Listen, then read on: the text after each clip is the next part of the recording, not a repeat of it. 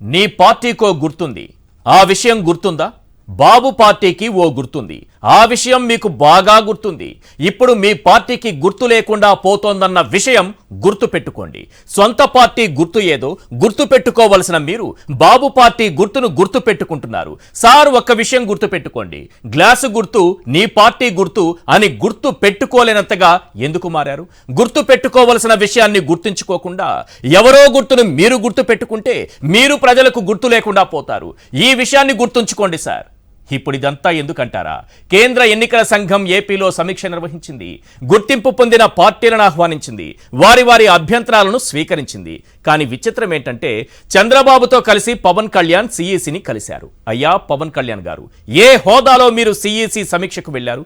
ప్రశ్నించేందుకే party పెట్టాననే మీరు ముందు ఈ ప్రశ్నకు సమాధానం చెప్పండి. మీకొక పార్టీ ఉందా? ఆ పార్టీ తరపునే హాజరయ్యారా లేక టీడీపీ తరపున హాజరయ్యారా? చంద్రబాబుతో కలిసి సిఈసిని కలిసే ముందు ఈ రాష్ట్రంలో బోగస్ ఓట్లకు బ్రాండ్ అంబాసిడర్ ఎవరో తెలుసుకోవాల్సింది. మీకు తెలుసని మాకు తెలుసు సార్. తెలంగాణలో ఓటు కలిగిన నాగబాబు అండ్ ఫ్యామిలీతో డబుల్ ఓట్లకు ప్లాన్ చేశారంటే అదంతా చంద్రబాబు డైరెక్షన్ లోనే జరిగిందని మాకు తెలుసు సార్. ఎల్లో కండువాతో సిఈసిని కలిసిన మిమ్మల్ని ప్రజలు 10 ప్రశ్నలు అడుగుతున్నారు. సమాధానం చెప్పు పవన్. Question number 1. 2003లో రాష్ట్రం ఉలిక్కి పడేలా కోటికి పైగా దొంగ ఓట్లు చేర్పించిన స్కిల్ ఉన్నోడు బాబే కదా? సమాధానం చెప్పు పవన్. Question number 2.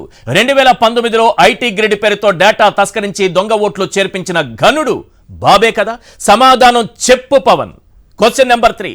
తస్కరించిన డేటాతో ఫామ్ 7 ద్వారా 50 లక్షల వైఎస్ఆర్సీపీ అనుకూల ఓట్లు తొలగించింది బాబే కదా? సమాధానం చెప్పు పవన్.